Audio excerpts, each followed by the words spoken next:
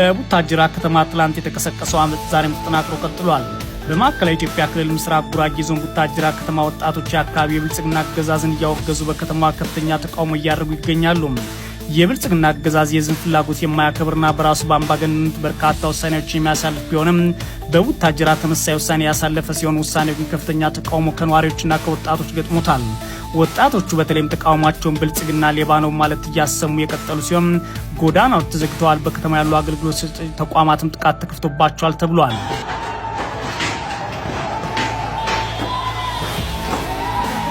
የችግሩ መነሻ አገዛዙ በህዝቡ ባህል እምነት ላይ ያሳለፈው ውሳኔ ሲሆን ከትላንት መስከረም 17 2018 ጀምሮ በቡታጅራ ከተማ የተቀሰቀሰው ግጭት ከፍተኛ ነው ተብሏል።